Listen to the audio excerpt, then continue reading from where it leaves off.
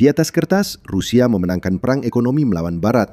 Setelah 4 tahun sanksi paling agresif yang pernah ditujukan pada ekonomi besar, Moskwa masih bertahan dengan ekonomi yang secara teknis tumbuh.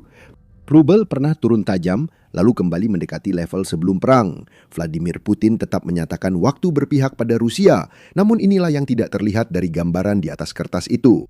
Pada awal tahun 2026, cadangan liquid di dana darurat Rusia, dana kekayaan nasional, yang memang dibangun untuk menyerap guncangan seperti ini, telah berkurang lebih dari setelahnya jika dihitung dalam dolar. Jika dibandingkan dengan ukuran ekonominya, dana tersebut telah menyusut sekitar 2,4 kali lipat, dan defisit anggaran federal melampaui rencana resmi sekitar 5 kali lipat.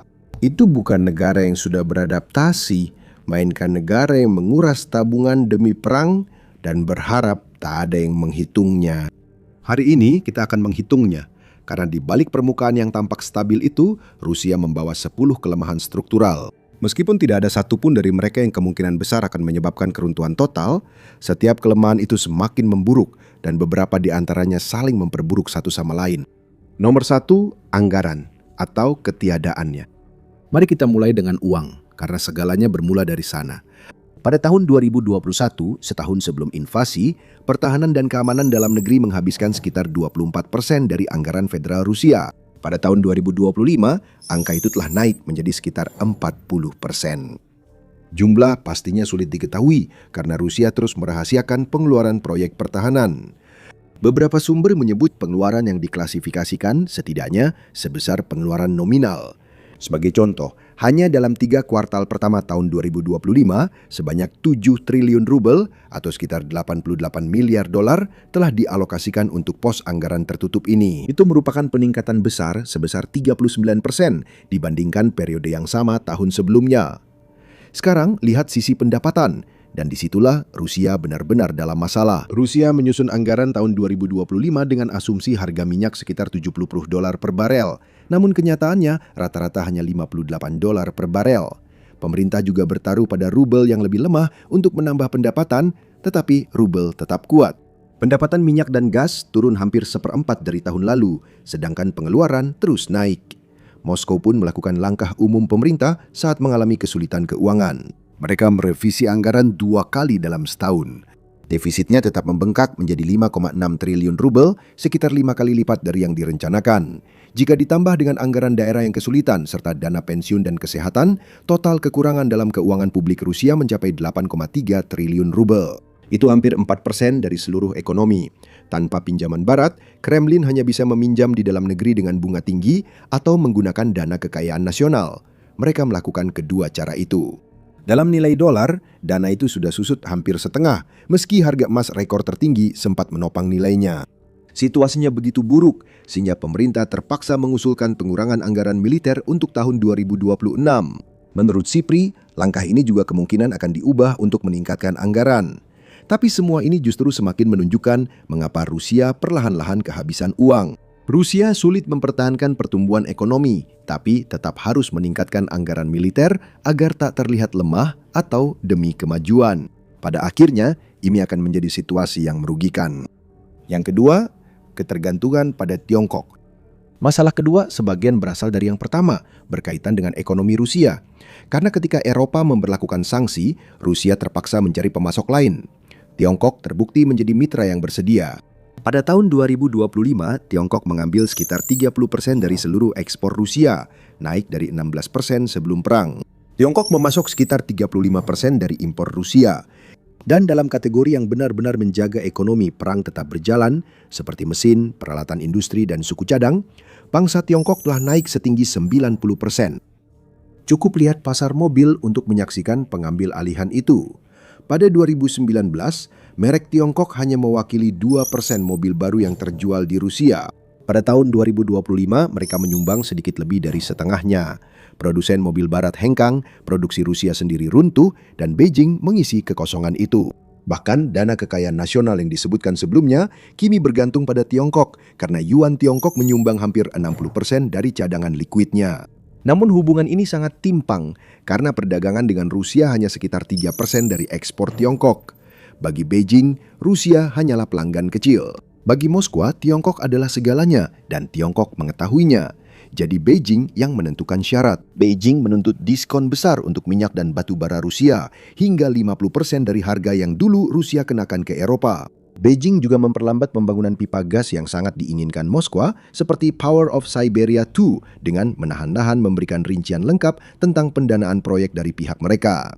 Meski Presiden Rusia Vladimir Putin dan Presiden Tiongkok Xi Jinping bertemu dan memahami kebutuhan Rusia mempercepat proyek itu, Tiongkok tetap tak memberi jadwal terbaru.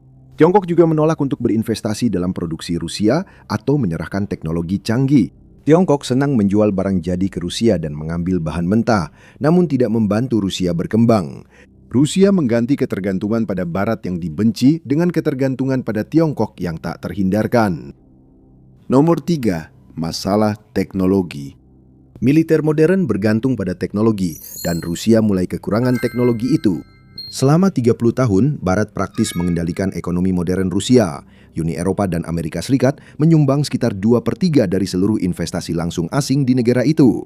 Lalu invasi membalikan keadaan. Investasi asing yang awalnya sekitar $500 miliar pada akhir 2021, kini turun lebih dari separuhnya. Yang terburuk, tidak ada yang segera menggantikan, bahkan Tiongkok. Sebagian besar impor Tiongkok tidak langsung terkait operasi militer. Memang, Tiongkok telah menjual drone dalam jumlah besar, tetapi mereka juga memasok model drone komersial yang digunakan oleh Ukraina, sehingga bermain di kedua sisi demi keuntungan ekonominya. Kombinasi antara ekonomi yang stagnan dan ketergantungan pada mitra yang tidak mengizinkan ekspor teknologi canggih, berarti Rusia perlahan-lahan kehilangan statusnya sebagai salah satu negara paling maju secara teknologi. Rusia hanya mengalokasikan sekitar 1% ekonominya untuk riset dan pengembangan, sedangkan di Amerika Serikat 3,3% dan hampir 5% di Korea Selatan. Karena dana semakin berkurang setiap tahun, Rusia makin tertinjal karena sebagian besar dana terbatas langsung dialokasikan ke militer, bukan ekonomi sipil. Lalu ada fakta bahwa Rusia juga kehilangan salah satu kemampuan utamanya untuk mendanai pertumbuhan karena Ukraina terus menghantam kilang minyak Rusia dengan serangan drone jarak jauh. Di negara normal, Anda memperbaiki kerusakan dan memulai kembali. Tapi kilang-kilang Rusia juga dipenuhi dengan peralatan barat, sisa dari puluhan tahun mengimpor teknologi yang tidak mereka miliki. Suku cadang terkena sanksi, sehingga pabrik yang diserang sulit mendapat komponen atau layanan perbaikan agar segera beroperasi lagi. Sebuah drone dapat menghentikan operasi kilang berminggu-minggu, menghambat pasokan bahan bakar, dan memaksa negara melakukan intervensi darurat mahal. Nomor 4. Lubang hitam tenaga kerja.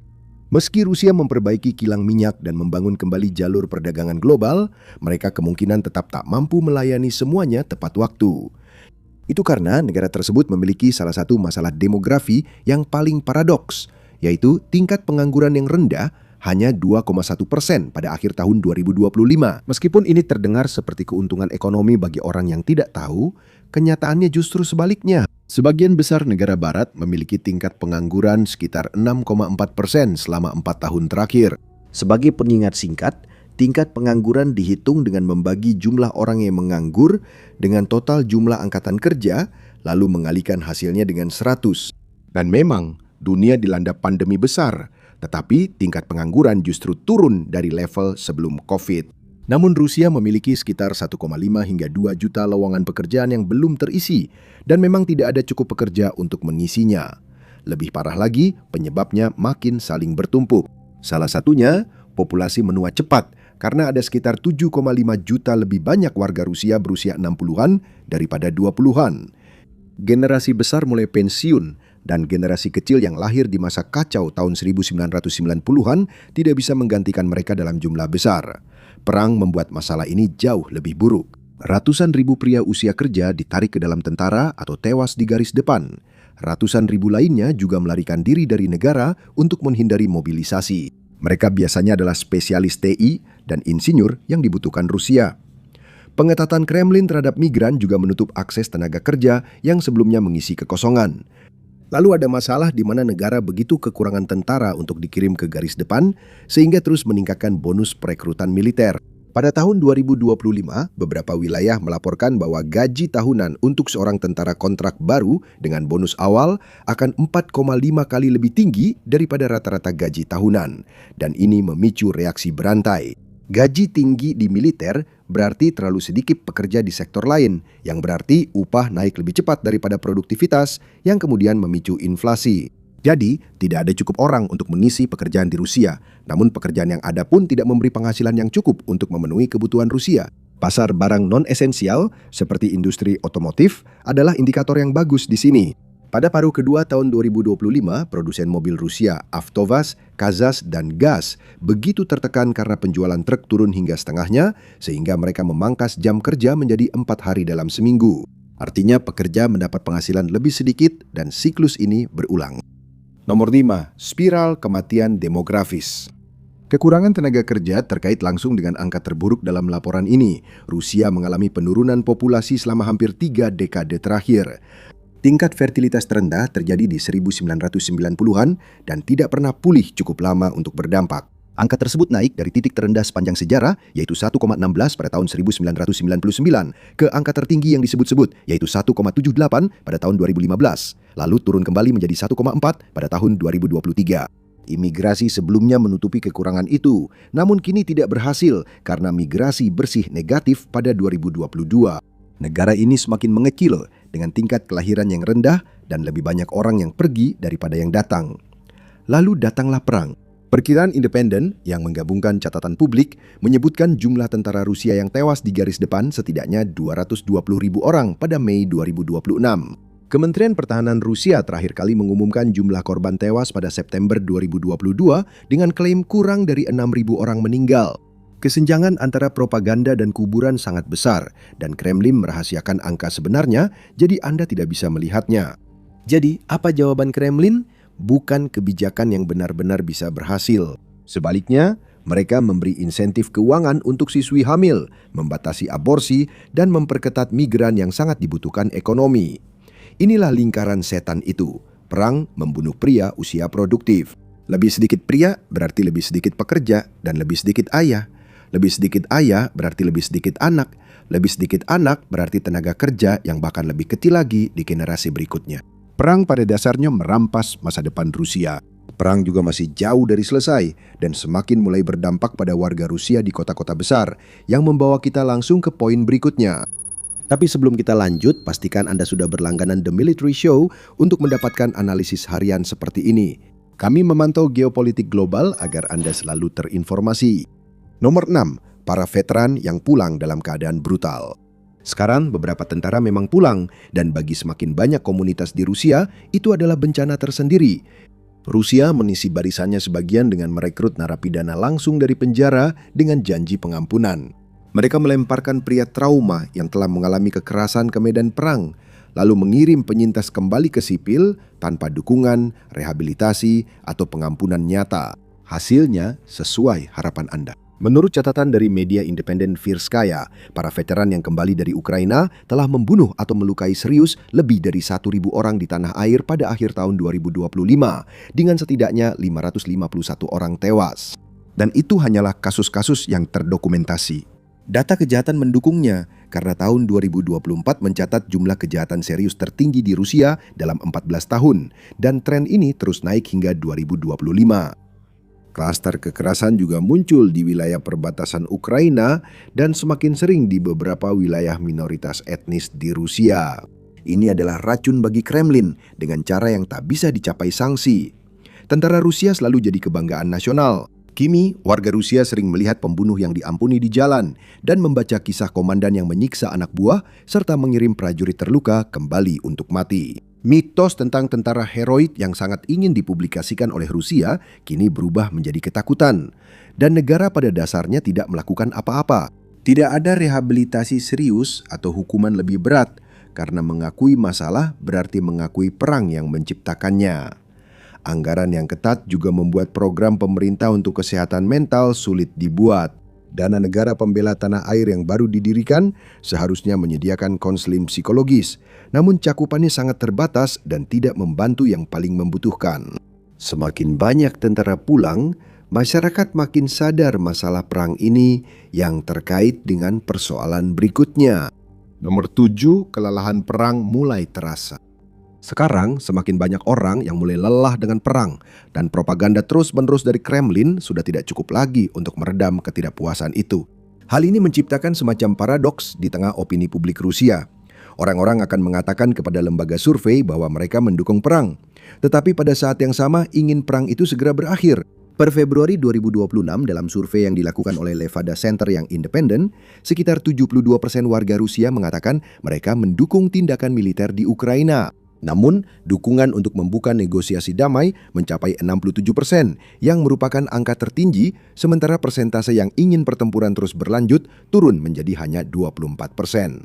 Itu adalah angka terendah untuk melanjutkan perang sejak invasi dimulai pada Februari 2022. Pikirkan apa artinya itu. Sekitar 2/3 warga Rusia kini ingin perang ini diakhiri, meski mayoritas tetap mendukung pasukan. Masyarakat sebenarnya sudah tidak percaya pada misi itu, tapi belum tahu cara mengatakannya terbuka. Dukungan negosiasi tertinggi ada pada perempuan, warga Rusia di bawah 40 tahun, penduduk pedesaan, serta mereka yang mendapat berita dari media sosial dan YouTube, bukan televisi pemerintah. Kremlin masih menguasai televisi, tapi tidak internet, dan generasi yang tumbuh dengan internet paling enggan berperang. Ada satu hal penting, ini perlindungan terakhir Kremlin. Saat warga Rusia mengatakan mereka ingin bernegosiasi, mayoritas sebenarnya ingin hasil yang menguntungkan sesuai syarat mereka. Lebih dari setengah responden menyatakan jika perdamaian belum tercapai, Rusia harus menyerang Ukraina lebih keras. Kelelahan itu hanya menunjukkan orang mengira Rusia harus meningkatkan serangan, padahal sebenarnya tak ada cukup orang untuk benar-benar melancarkan serangan itu. Mobilisasi melambat pada awal tahun 2026, dengan perekrutan kontrak dilaporkan turun sekitar 20% dibandingkan tahun 2025, karena pendaftaran menjadi semakin sulit untuk dipertahankan. Ketika penduduk sangat lelah dan pasif, mereka cenderung menolak mobilisasi terbuka, yang sebenarnya satu-satunya cara Rusia mendapat cukup tenaga untuk menyelesaikan perang sesuai keinginannya. Nomor 8, negara ini secara fisik sedang hancur. Infrastruktur dasar Rusia masih berasal dari era Soviet dan belum pernah diperbarui. Saat perang terjadi dan anggaran terbatas, pemerintah berhemat dengan semakin mengurangi pemeliharaan yang sudah jarang dilakukan. Musim dingin 2023 hingga 2024 membawa gelombang kerusakan terburuk dalam 2 dekade terakhir, dengan pemutusan pasokan panas dan air yang berpotensi memengaruhi jutaan orang di tengah musim dingin. Dan hanya pada bulan Januari 2026, Rusia mencatat hampir 1.800 gangguan terpisah pada listrik, air, dan pemanas, kira-kira 2 kali lipat dari bulan yang sama tahun sebelumnya. Dan yang lebih parah lagi, bahkan ketika pipa-pipa pecah, tagihan justru naik. Tarif utilitas melonjak rata-rata 12% pada pertengahan 2025, bahkan lebih dari 20% di beberapa wilayah. Yang paling terdampak adalah para pensiunan dan masyarakat miskin di pedesaan. Bahkan infrastruktur yang lebih baru pun runtuh, kali ini akibat propaganda Rusia. Dalam upaya melindungi diri dari serangan drone, pemerintah Rusia secara sistematis telah memutus akses internet di wilayah-wilayah yang paling dekat dengan Ukraina atau yang memiliki target militer vital. Mereka melarang aplikasi media sosial populer Telegram dan menggantinya dengan tiruan lokal, Max. Namun, aplikasi terakhir diketahui bermasalah serius dalam keamanan, sehingga pemerintah menyarankan tentara kembali pakai Telegram. Kamu bisa melihat mengapa ini sangat sensitif secara politik. Orang Rusia bisa mentolerir perang oleh orang-orang tanpa nama dari daerah miskin. Tapi saat perang memutus pasokan pemanas di daerah terpencil atau akses internet di kota besar, perang jadi lebih sulit diabaikan. Kremlin berencana modernisasi lewat investasi asing, namun kini investasi tersebut sudah tidak datang lagi. Dan Ukraina telah mulai meluncurkan lebih banyak senjata jarak jauh, yang berarti pemadaman internet akan semakin berani saat pemerintah mencoba membatasi penyebaran berita. Namun semua upaya itu hanya sebagian, sebab banyak yang terserap sistem. Nomor 9, korupsi menggerogoti mesin perang. Setiap rubel yang Rusia keluarkan untuk perang ini melewati sistem sangat korup, dan sebagian besar uang itu tak pernah sampai ke garis depan. Sebelum perang, para analis memperkirakan bahwa sebanyak 2/3 dari nilai kontrak negara bisa disedot. Total kerugian akibat korupsi mencapai lebih dari 1/3 pendapatan anggaran, sekitar 6,2% dari seluruh ekonomi. Perang menciptakan lebih banyak kontrak pertahanan, anggaran fortifikasi, dan pembayaran tentara, yang semuanya rentan dicuri. Pada musim semi 2024, Kremlin melancarkan pembersihan besar-besaran di Kementerian Pertahanan, menangkap pejabat-pejabat senior. Mereka membuka kasus pidana terkait uang yang dicuri di wilayah perbatasan Kursk, Bryansk, dan Belgorod. wilayah yang seharusnya diperkuat untuk menghadapi Ukraina. Namun kampanye anti korupsi ini bukanlah untuk menghentikan pencurian. Tujuannya hanya mengganti penerima dengan yang lebih mudah diatur dan sejalan dengan program, sambil menjaga loyalitas lainnya lewat rasa takut. Ironisnya, hal ini malah membuat sistem makin tidak stabil. Ketika aturannya sewenang-wenang dan pelindunganmu bisa hilang dalam semalam, langkah cerdas adalah mengambil sebanyak mungkin, secepat mungkin. Pencurian berlangsung cepat hingga hanya satu orang tersisa yang bisa dicuri. Nomor 10, pusat Rusia. Yang membawa kita pada kelemahan yang mendasari semua yang lain, yang menjelaskan bagaimana Rusia bisa berakhir di sini sejak awal. Rusia sebenarnya bukanlah sebuah pemerintahan. Putin dikelilingi orang yang selalu setuju dengannya. Ia membuat keputusan besar sendiri, secara rahasia, hanya dengan lingkaran kecil. Tanpa perdebatan nyata, tanpa pengawasan independen, dan sedikit yang karirnya bertahan setelah memberitahu hal yang tak ingin ia dengar. Loyalitas lebih diutamakan daripada kompetensi, sehingga semua orang hanya mengatakan pada atasan hal yang ingin didengarnya. Hal ini berdampak besar pada durasi perang. Banyak analis yakin Putin memulai invasi dengan keyakinan perang akan selesai dalam beberapa hari. Selama bertahun-tahun dia menyebut orang Rusia dan orang Ukraina adalah satu bangsa. Ukraina berada di tanah yang secara historis Rusia anggap sebagai miliknya. Dan pemerintah Ukraina hanyalah boneka barat yang akan runtuh saat Rusia menekan. Dia yakin Rusia akan diterima sebagai pembebas. Pada Juli 2021, dia menyampaikan sebuah esai panjang yang menyangkal keberadaan Ukraina sebagai bangsa yang sejati, yang kemudian dijadikan bacaan wajib bagi militer Rusia. Saat Dinas Intelijen Rusia mencari info terbaru di Ukraina, mereka sudah tahu jawaban yang diinginkan bos mereka. FSB melaporkan ke Kremlin bahwa orang Ukraina tidak akan melawan, Kiev akan jatuh dalam beberapa hari, dan pasukan Rusia mungkin disambut.